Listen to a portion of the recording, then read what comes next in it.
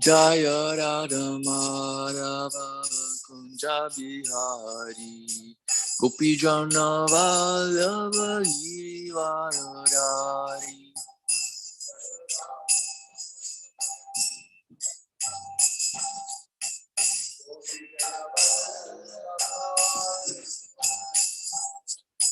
Jashoda Nandana Braja Janarandana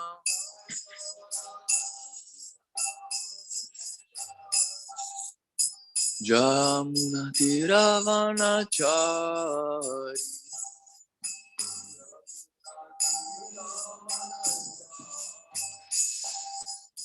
Jaya Radha Madhava Kunja Bihari Gopi Jana Vallabha Giridharadhari.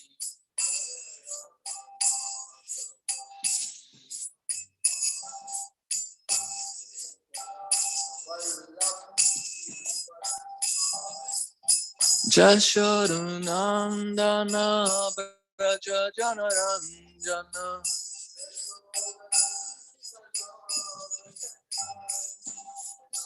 Yamuna Tiravanachari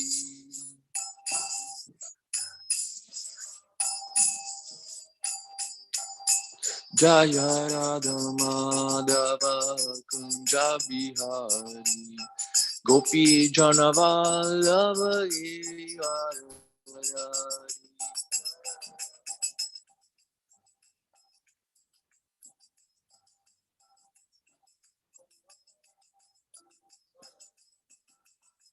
Jaya Radha Madhava Kunja Bihari Gopi Jana Vallabha Giridharadhari.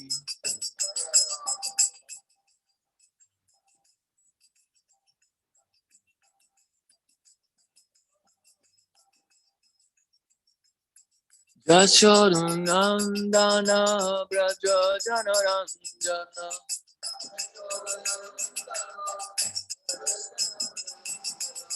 Yamuna Tiravanachari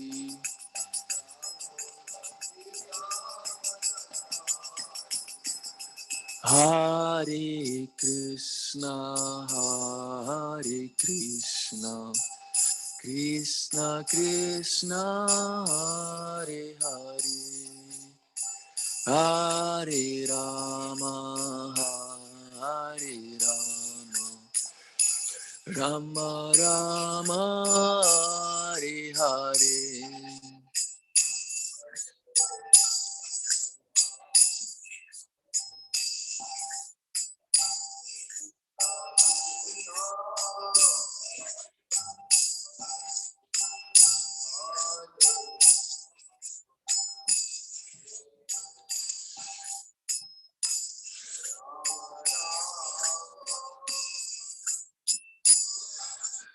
Hare Krishna, Hare Krishna, Krishna Krishna, Hare Hare, Hare Rama, Hare Rama, Rama Rama, Hare Hare.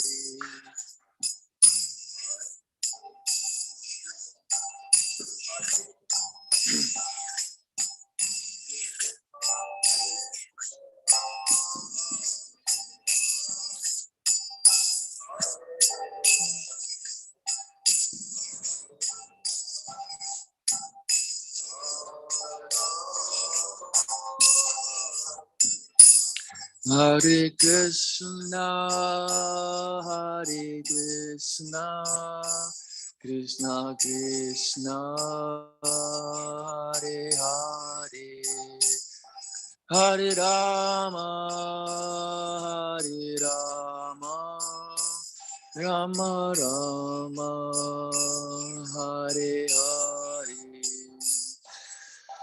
Krishna, Hare Krishna.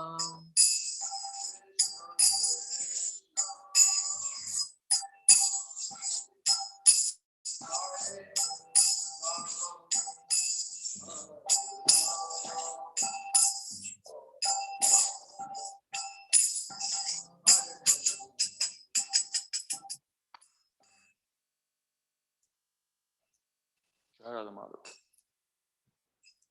Jai Radha Govinda.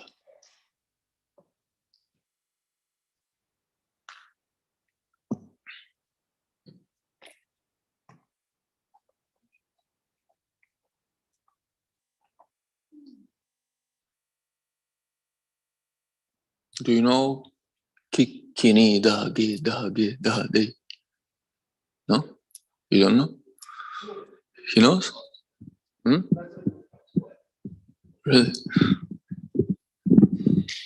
think it was something else.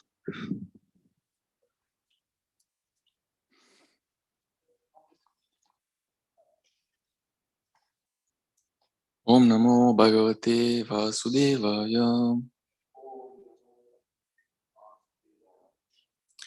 Om Namo Bhagavate Vasudevaya. Om Namo Bhagavate Vasudevaya.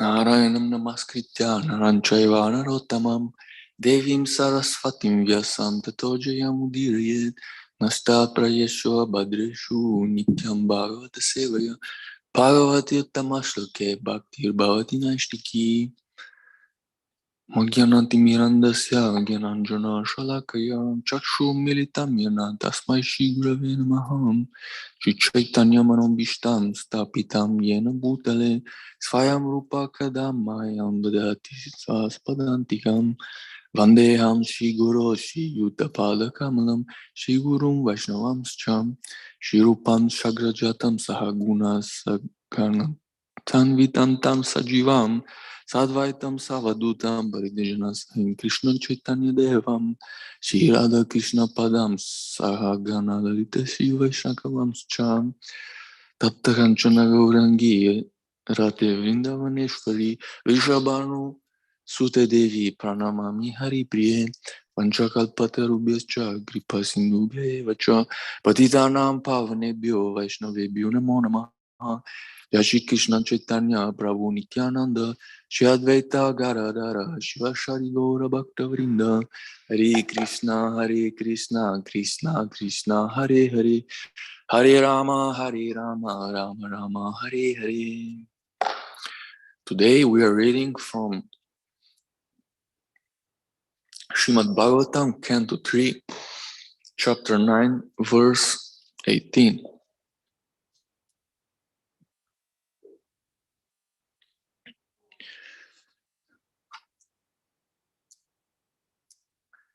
Yasmad bibemya hamapi divapara dadishnyam.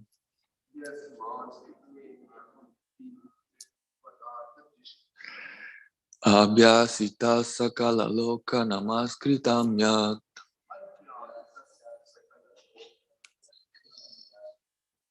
Tepe tapo bahu savo viruru samanas.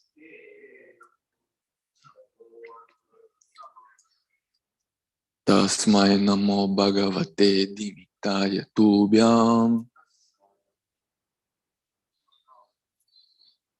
Yasmad bibemya hamapi divipara dadishnyam.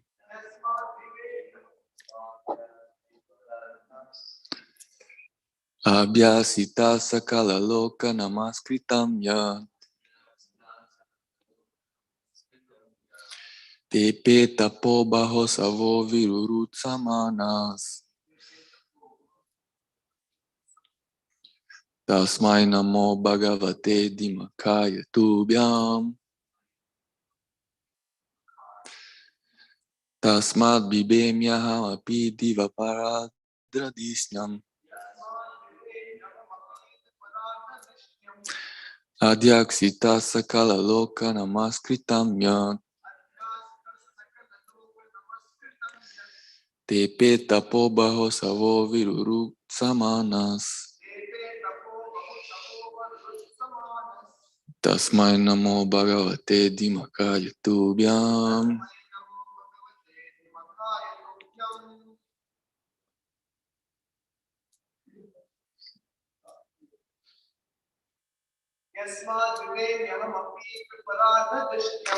Yasman vibemya hamahi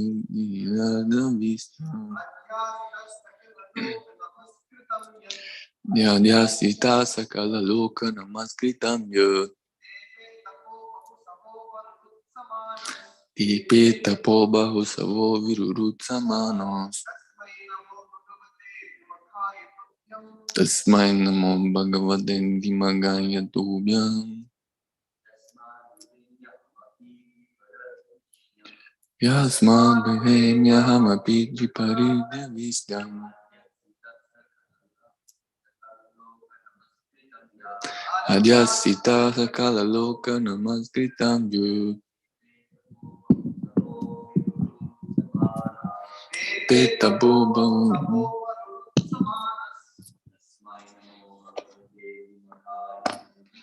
Tasmai namo bhagavate dimakaya tubhyam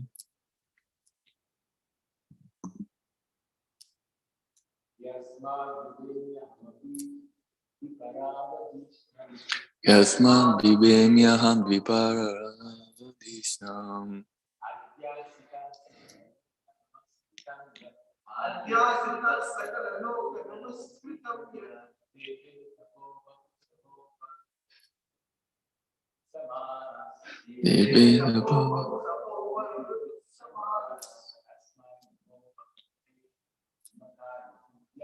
Tasmai namo bhagavate dimakaya tubhyam. Translation and purport by His Divine Grace, A.C. Bhaktivedanta Swami Prabhupada Maharaj Ki Jai. Now first, the words. Tasmat, from whom? Bibhemi, fear. Aham, I. Api, also. Dvipara Ardha, up to the limit of 4,300,000, 4,300,000,000,000 per 2, per 30, per 12, per 100 solar years.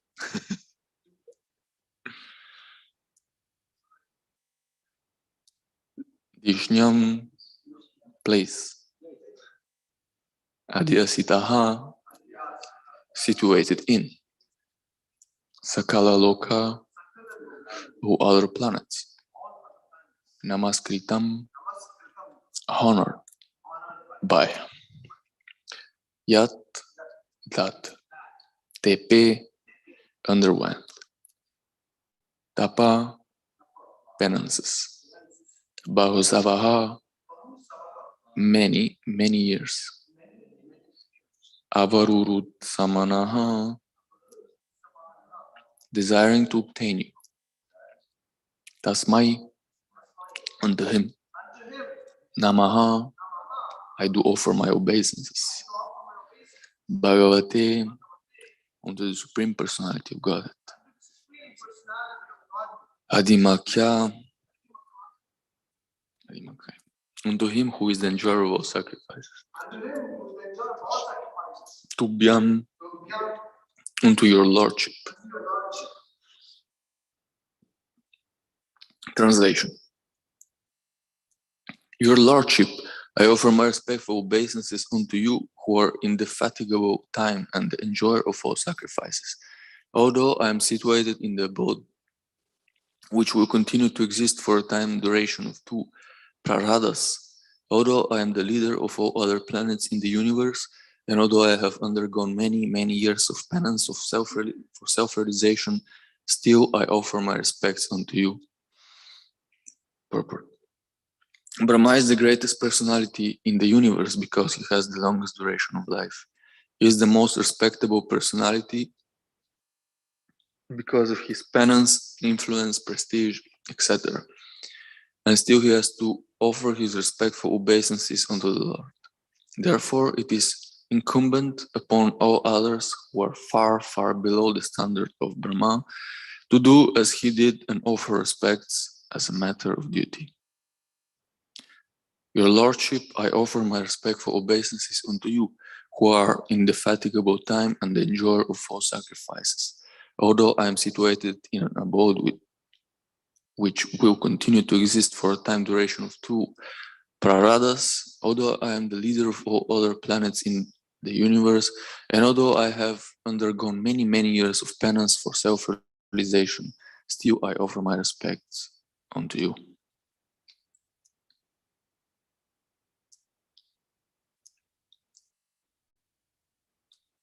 I'm seeking for the blessings of the senior devotees, please.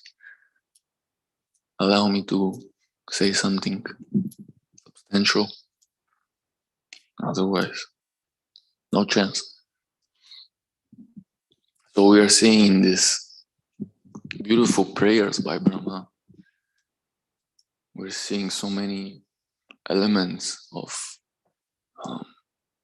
refined behavior, so many elements of topmost character. And especially here we see how Brahma, who is the first living entity, who is directly blessed with the birth of from the navel of Mahavishnu. If there is someone who can take credit for someone that he has and a position that he has among all the living entities in this universe, I guess that will be Brahma. But still, he's not doing that.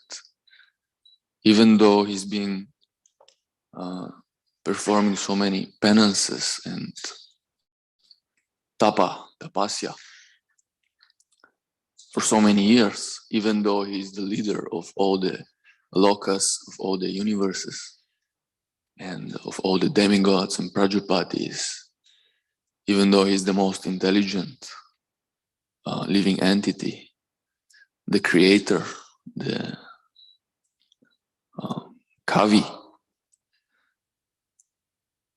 still he is offering his obeisances in a humble state to the Lord, because he is perfectly conscious that he is not the supreme controller, he is not the supreme creator actually. He is a secondary creator. He's been empowered and he's been given everything that he has, even his own life, intelligence and so forth, to create. So in this way we take example. Just like Prabhupada says in the purport, Brahma is doing this, what to speak of all the others below him, what to speak of us, Kali Yuga people. Prabhupada said, even the pauper is proud of his penny, you know. You give him a penny and he's like, yes, it's my penny. Now I will buy some glue for sniffing. I'll buy some wine, cheapest wine, and I will be very happy. I made that's all for my day. This is the deep illusion of the living entities. So Brahma is offering his obeisances to Swayam Bhagavan. How's the verse? Ete chamsa kalapumsam. Krishna's to Bhagavan Swayam. Yes. Paribhasa Sudra. The one and only, the original Swayam Bhagavan. And I remember one example from Srila Prabhupada, which is exemplifying this exalted quality that Brahma has, which is something very, very difficult to understand in nowadays in the present age. All these saintly qualities that we're finding in the Bhagavatam and the Bhagavad Gita, Mahabharata, and the other Puranas, you know, these beautiful stories. They're very difficult to conceive of. So we have to do and unpacking. We have to understand many times what it actually means to behave in such a way.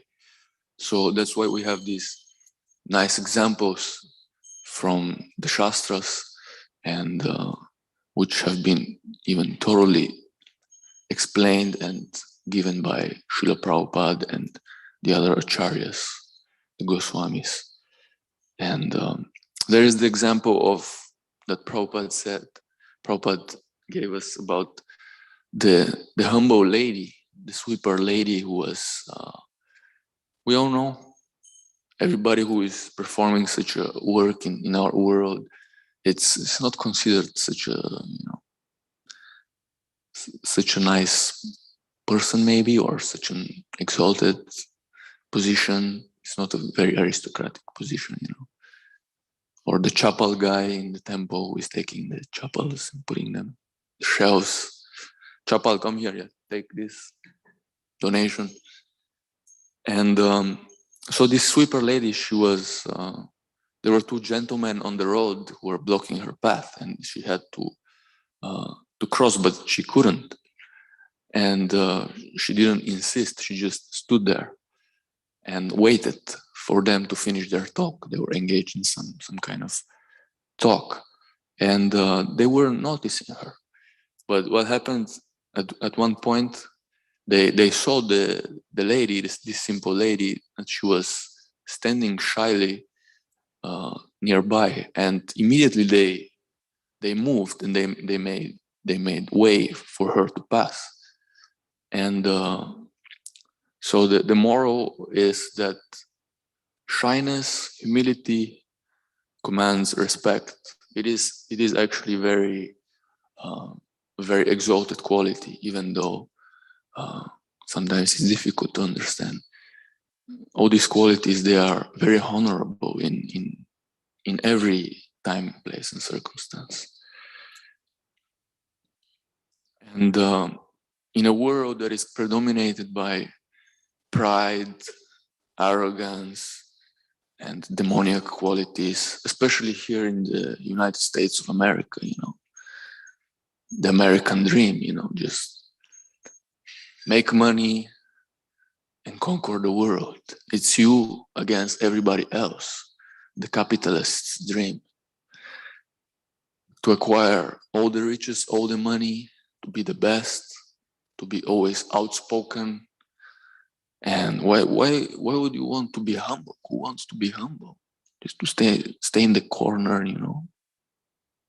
Nobody will notice you. No, I have to be noticed. I have to go out and, do the thing. And I saw yesterday there was one gentleman with jackets, and the brand was saying, doer. It was very funny because actually there is a brand which is Dior, a very famous French brand of perfume, but he was like, doer. Very funny. So people there, they like to show themselves as the doers, But we see that the biggest doer here is offering obeisances in a humble state of mind. Even if people decry this quality of humility, it's still a transcendental quality, because we find it in the Bhagavad Gita.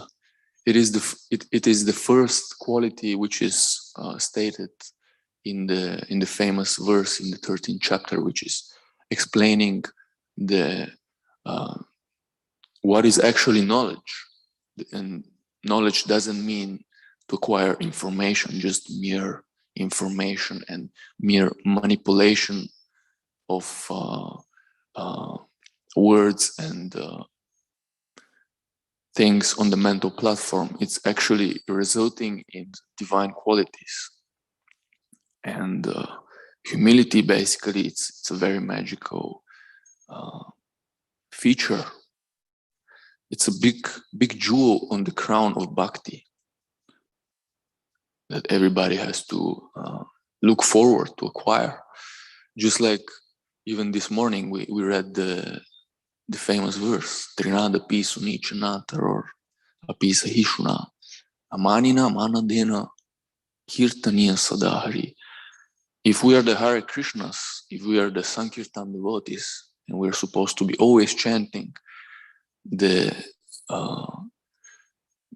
transcendental glories of the holy name, how can we do it if we are not doing it in a humble state of mind? How can we do it if we are not feeling ourselves more tolerant than the tree and more humble than the blade of grass? The blade of grass, which is just laying outside, it's during the winter, it's shriveled, it's become almost non-existent, and people are smashing it, not smashing it, how is the word, trampling it all over it again and again and again, and it's just standing there and doing nothing. The tree also, so tolerant, always giving fruits, always giving shade to the men.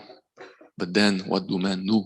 They cut they break the branches, they cut the tree, and nobody ever says thank you. And the tree doesn't care. The tree just gives, because yes, an humble person, he's just giving, he's just tolerating because he knows his real position. Are those boys grounded? They look like grounded.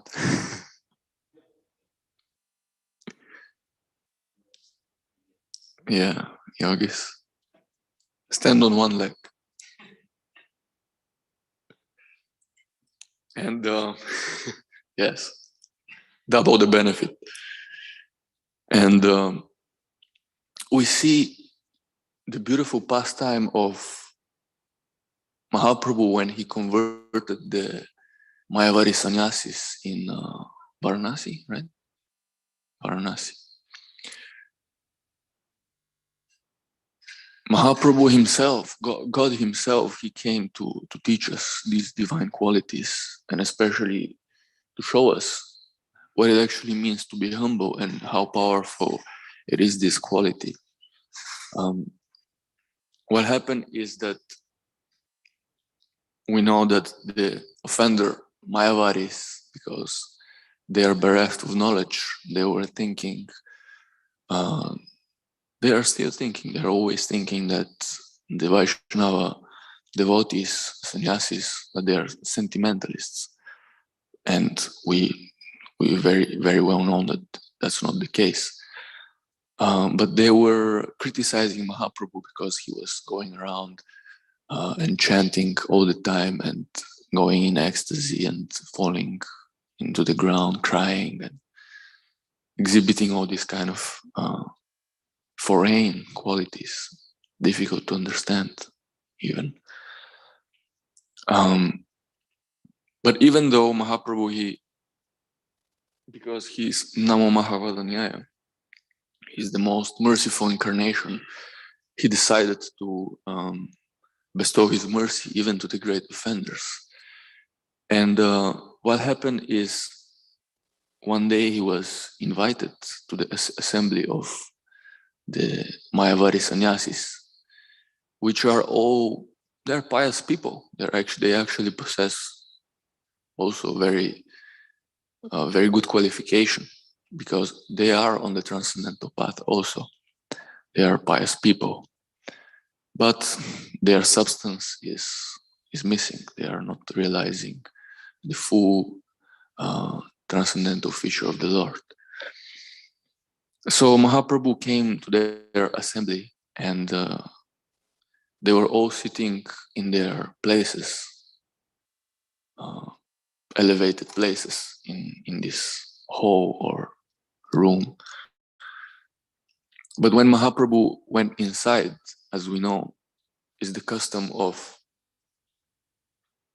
India, one washes his feet first thing. And Mahaprabhu washed his feet, and he sat down nearby the place where he did that thing, he did that activity. And everybody was shocked to see this, because they invited him to come and sit among them actually. But he didn't do that. He just washed his feet and he just sat nearby the dirty place. Basically, it's considered, when you wash your feet somewhere, it's considered that water is dirty. So he just sat down in a humble way, and they all stood up actually when seeing this. Even Prakashananda Saraswati, who is the leader of the sannyasis, he was completely mesmerized by the behavior of Mahaprabhu. And they also noticed the immeasurable beauty. They were able to acknowledge the divine opulence of Mahaprabhu at that time. And they requested him to come and sit among them. But again, he stated that he's not qualified to be among such an exalted great souls. And then there was a whole conversation of they asked him, why are you're such a nice personality, you're so beautiful and humble, but why are you going around and chanting like a sentimentalist? Why are you mixing with this lower class of sannyasis? Come with us. And then he gave a brilliant explanation, very, very nice explanation. He basically established the Yuga Dharma.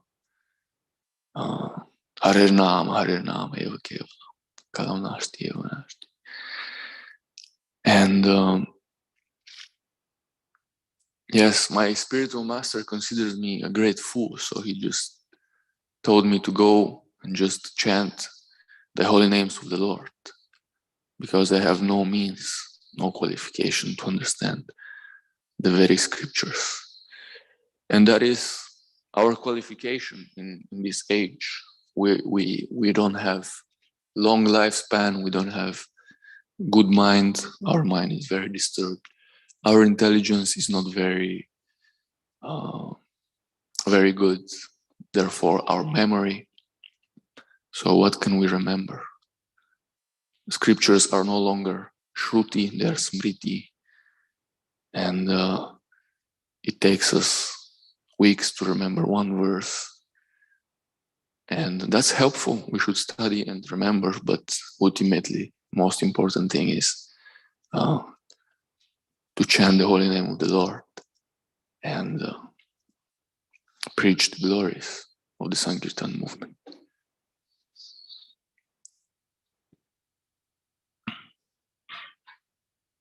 So in our daily lives, we can take these examples. We can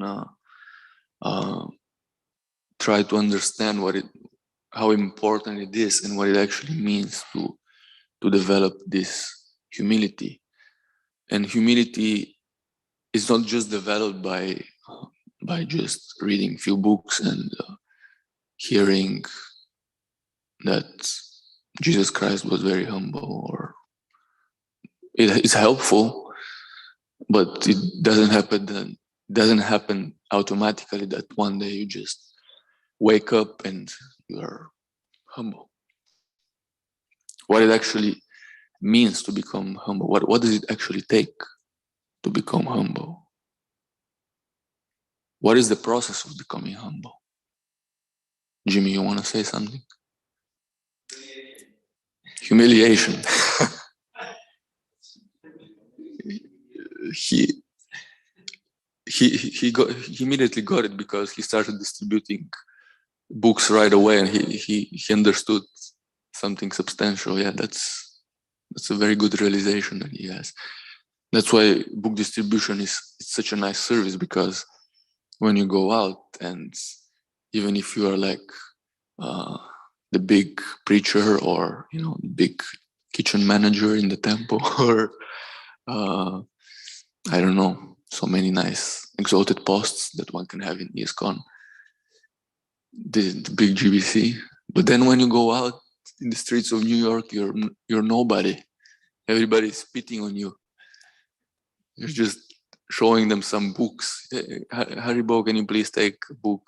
Get out of my face, you rascal. Nobody cares. It's such a great smash on the false ego. You know, me, who?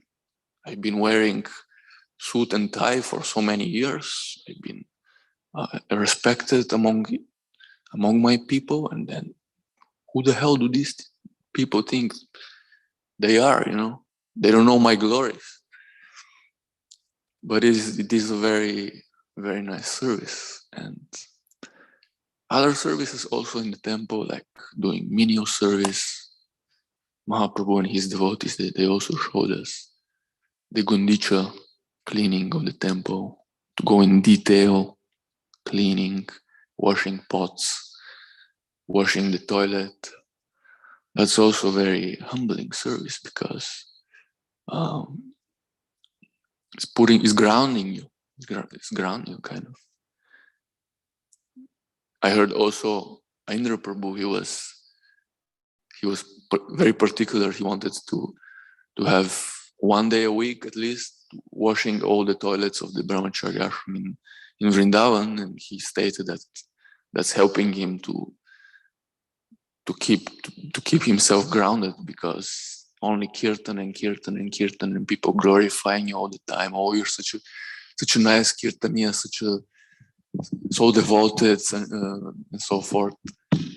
But no, he wanted to stay grounded. So these services are definitely helping the devotees to stay humble, because this is what a devotee will be doing in the spiritual world. Bhaktivedanta Purna Maharaj, he was saying in one of his lectures, what are you going to do in the spiritual world? You're going to be cleaning whole day. It's just cleaning and cleaning. Krishna's house, you go and clean. Never ending cleaning. Washing pots, Mother Yashoda's pots maybe. And Sarva Dharmam Parityaja Mamekam Sharanam Vraja. Mamekam, how was it? Mamekam Sharanam Vraja. Aham Tvam Sarva Papevi Mokshishami Ma Shuchaha. What it actually means to surrender everything to Krishna. It means that Krishna, he wants us to surrender not just the main philosophical concepts we have of our life, but he wants us to surrender our agenda. He wants us to surrender our own preconceived ideas of how are things to be done. He wants us to just become the perfect followers, because this is what bhakti is all about, to just follow simply, to be simple and to follow in the footsteps of the previous acharyas. And this definitely means that one has to develop certain level of humility, because when one first comes to the movement and starts practicing, and even after many years of practice, he starts realizing that there are so many things in his mind that he cannot just give up like this.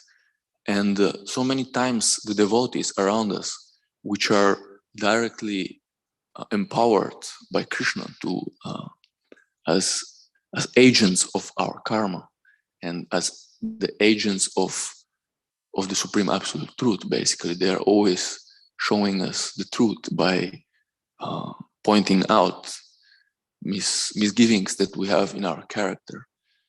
So when someone is coming to us and telling us, "Oh, Prabhu, look, you're such a nice devotee, but you know, you have this and this."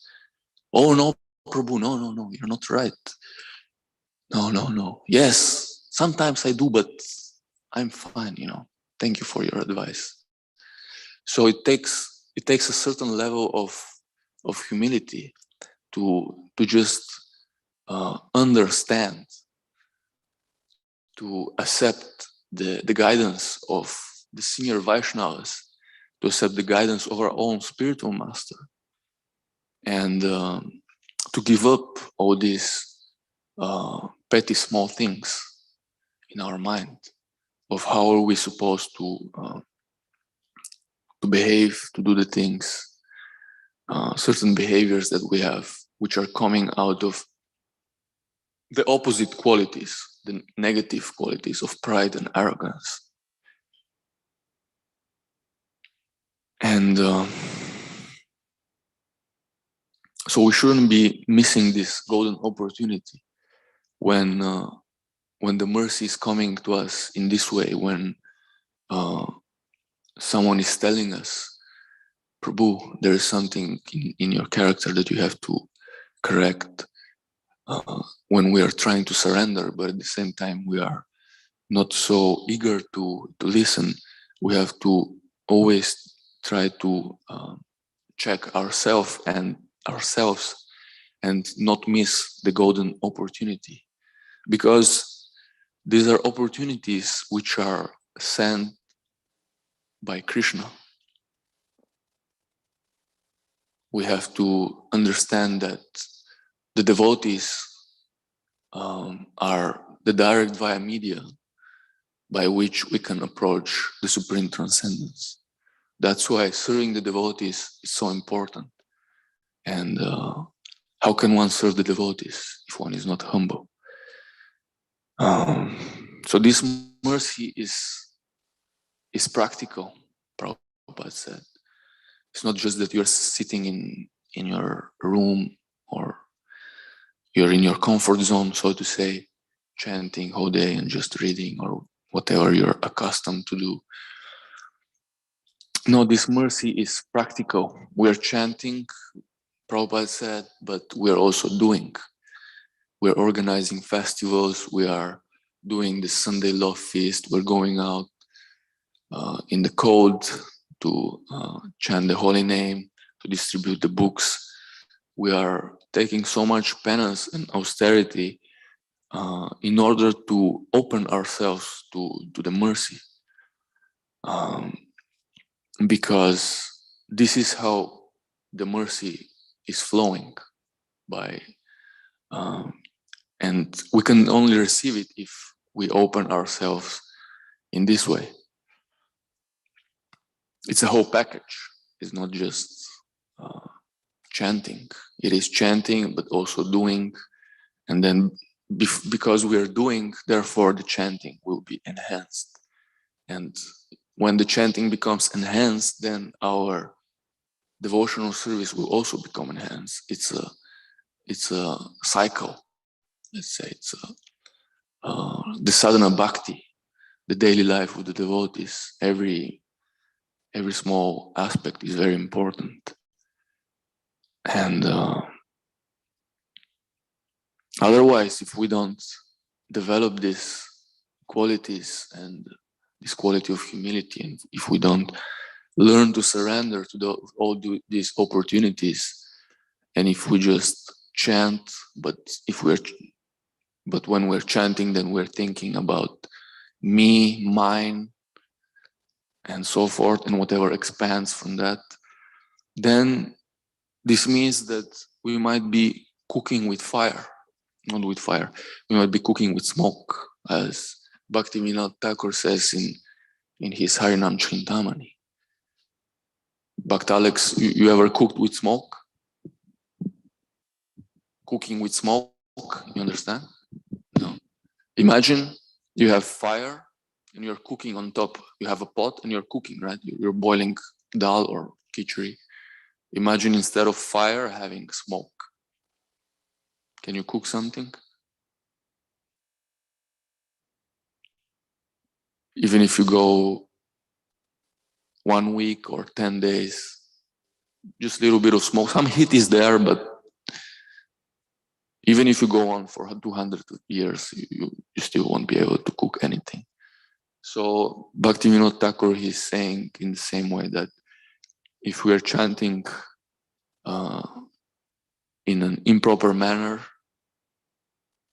then it will be like cooking with smoke. So we might be go on chanting and chanting and chanting, years after years, millennia after millennia, lives after lives, but it's like cooking with smoke.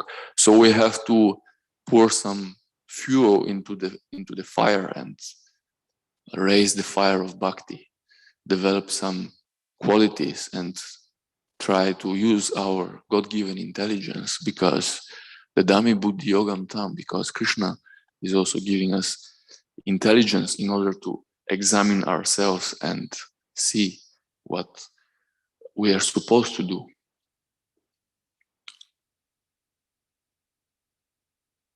And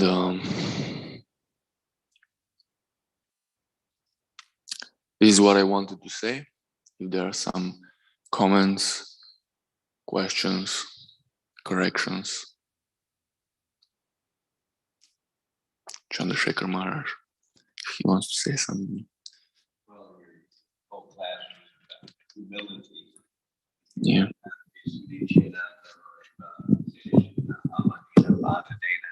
Kirtaniya Sadahari. So if one is truly humble, then we can chant the holy name. And it comes naturally, and we can do it all the time. So in one sense, then we can ask ourselves, how easy is it for us to chant the holy name? If it's not easy, then maybe we have to take a look and see whether we're humble or not. In some ways, devotees learn the art of superficially appearing humble. In fact, there is the humble talk. We've all heard it, that, oh, please give me the dust of your feet, and this and that and the other. But true humility is sometimes, not sometimes, it's hard to come by. And unfortunately, as you go on in Krishna consciousness, you can lose it more and more with each passing year. You have to constantly think, am I becoming puffed up by my position, or by the fact that I've been in Krishna consciousness a long time, or by my accomplishments, or whatever it is, because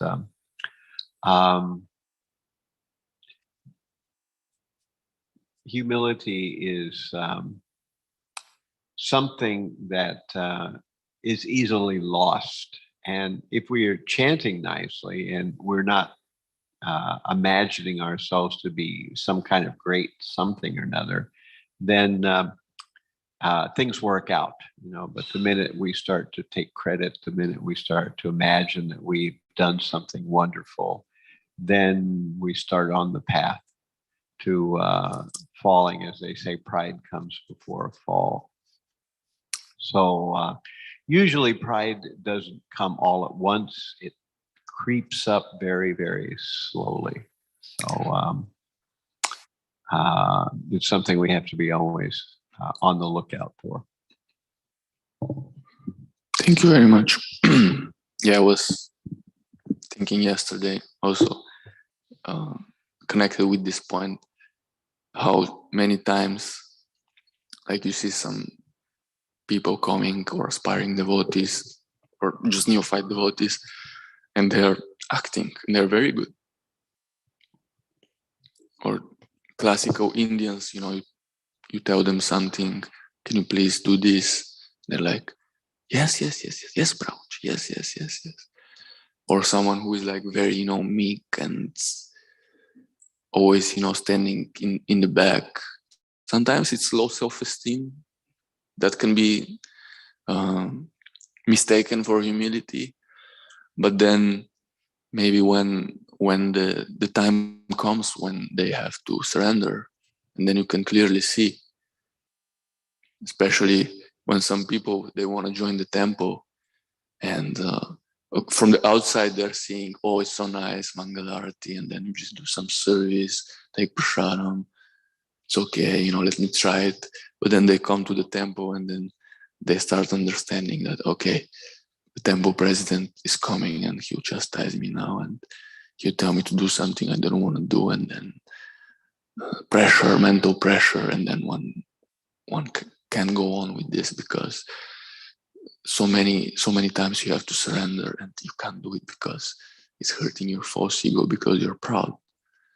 And then you start creating some mental concoctions and situations in your mind which you think, oh, this is, it's not good for me.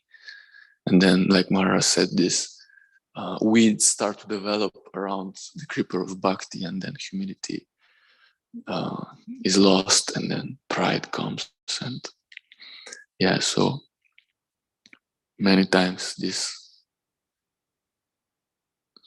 apparent humility which we see in ourselves or in others might not be the real thing. So we have to always be careful and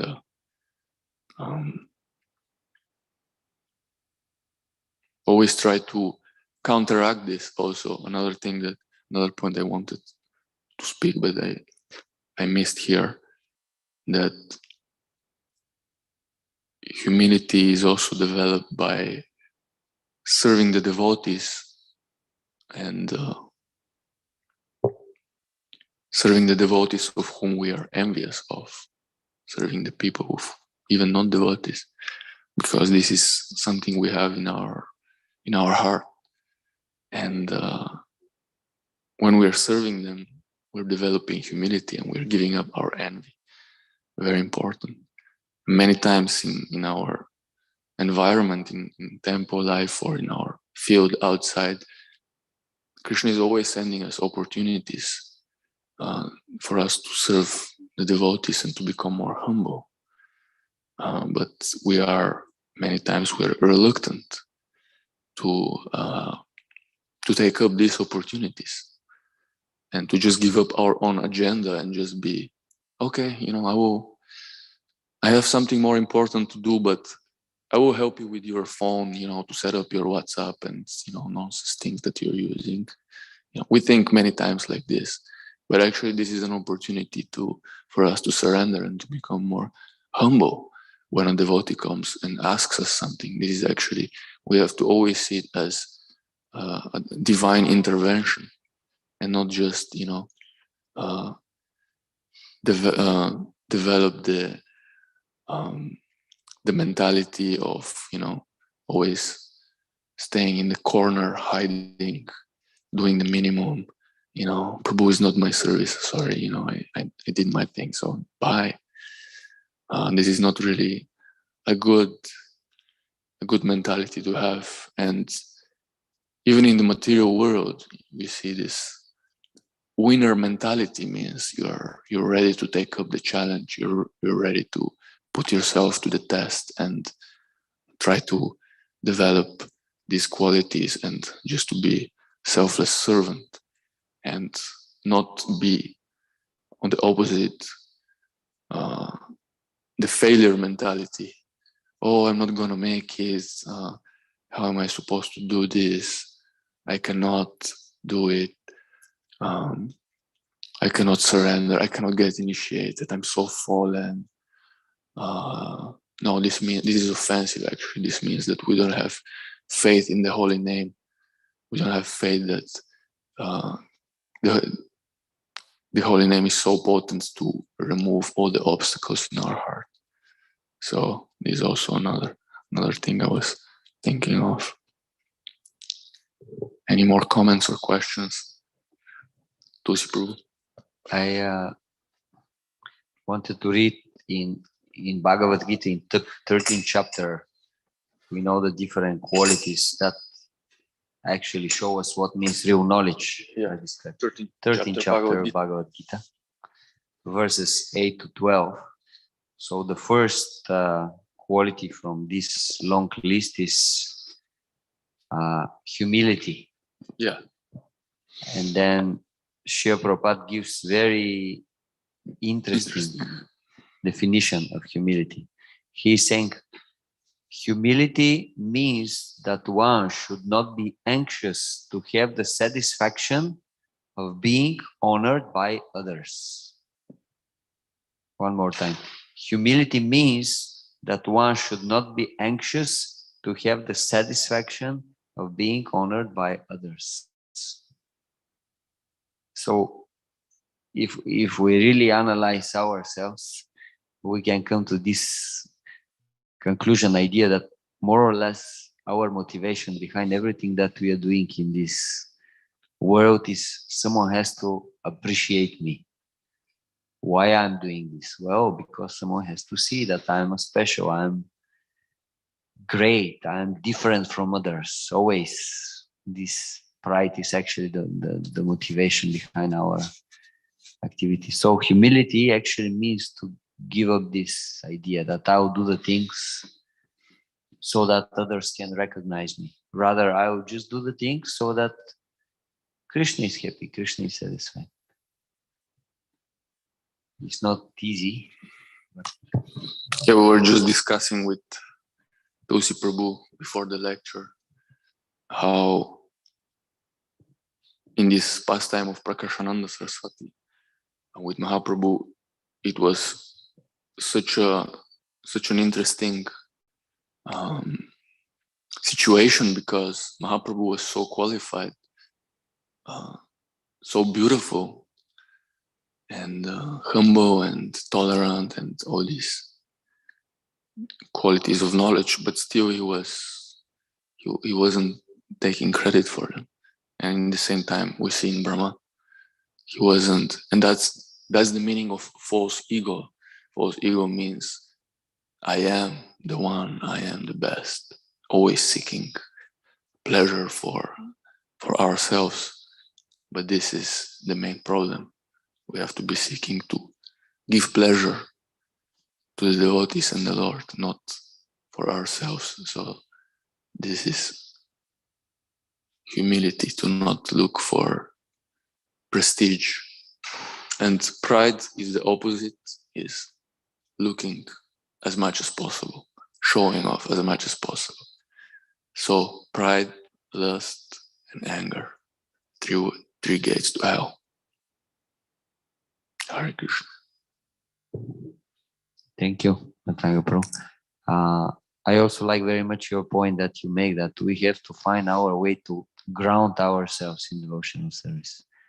Means if sometimes we are in a position that we see that it makes us extra, how to say?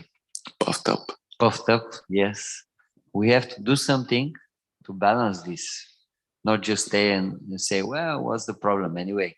For so long time in devotional service, everybody was kicking me and taking advantage of me. So now is the time to get the good results from all these years. Devotee is never thinking like that. Devotee always stays extremely humble.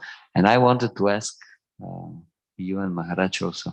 So can we say that if someone is continually chanting Hare Krishna Mahamantra year after year, this is the proof that actually he is humble?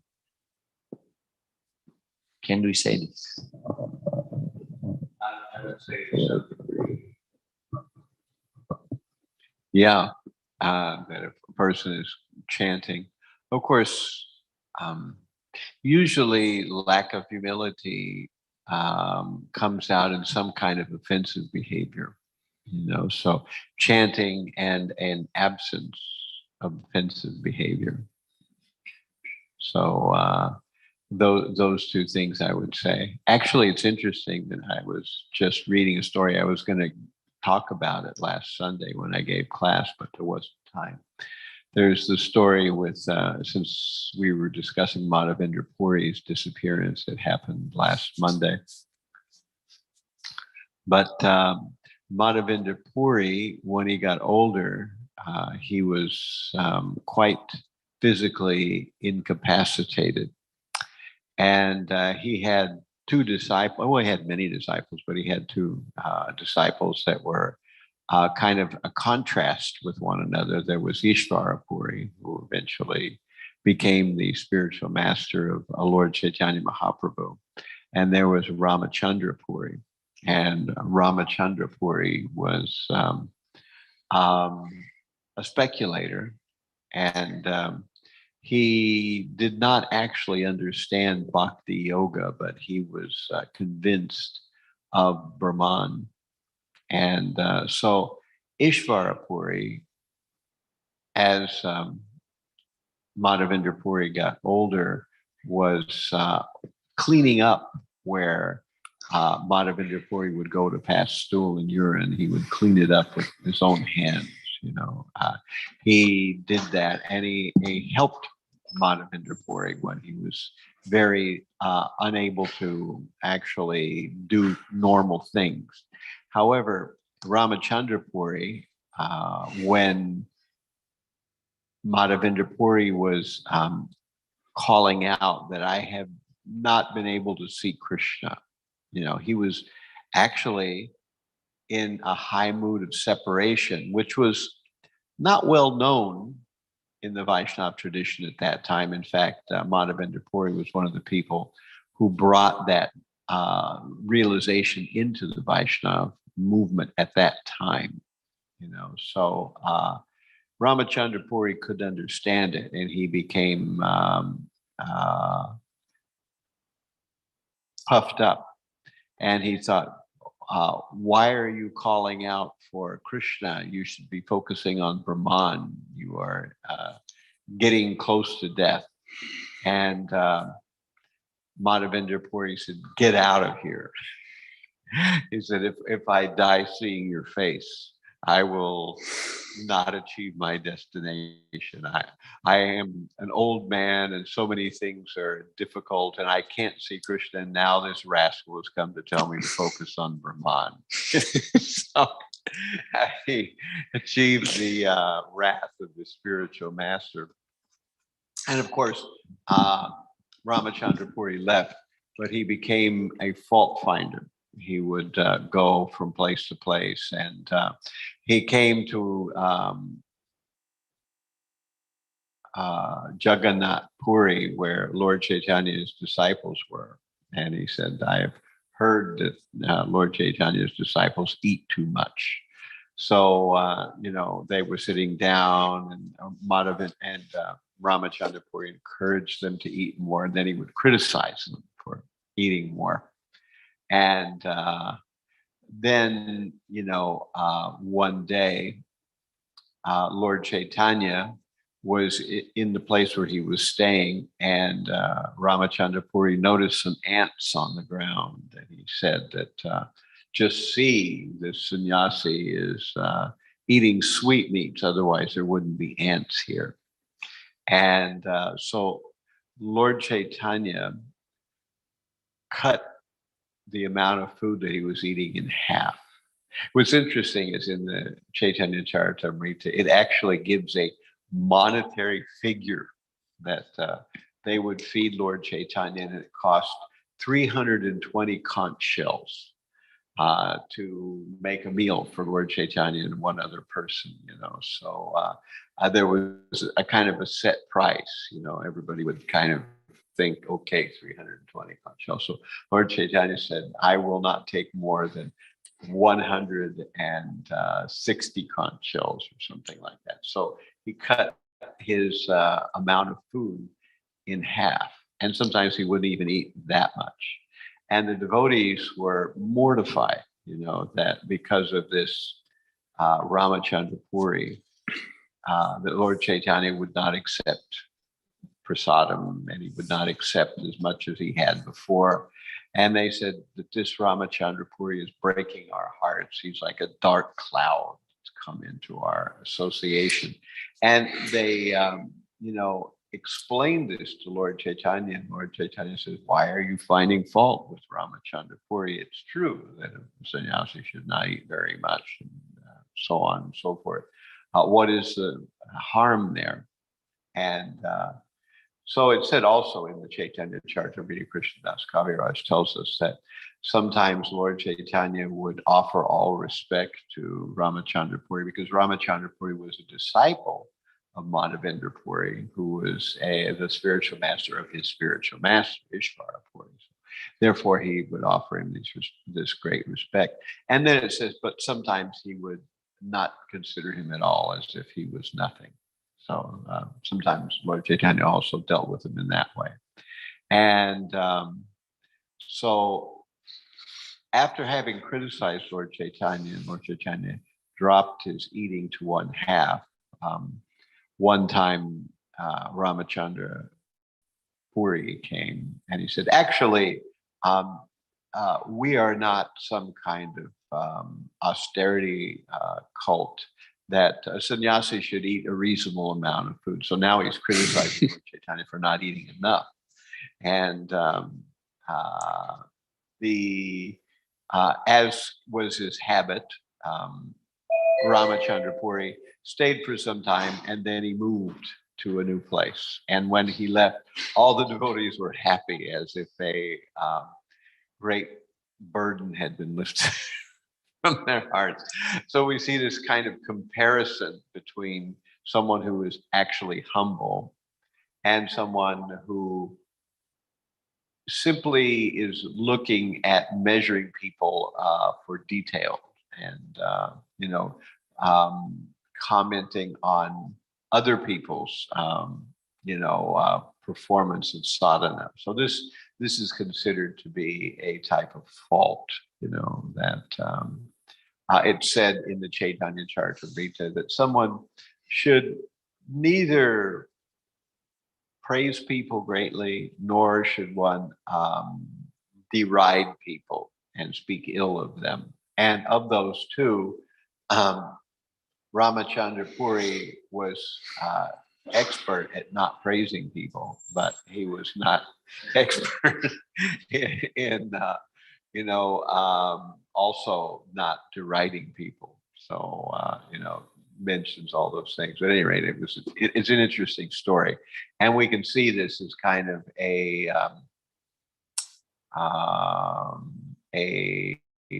parable for two disciples of the same guru, and how one pleased the guru and one did not. And since Ramachandra Puri had not pleased his guru, he became hard as a stone, and he took up the path of Gyan, trying to develop some connection with Brahman. So he missed the whole point. Very dangerous. Okay, we end it here. Grantara Srimad Bhagavatam ki jai. Jai Gaur Premanande.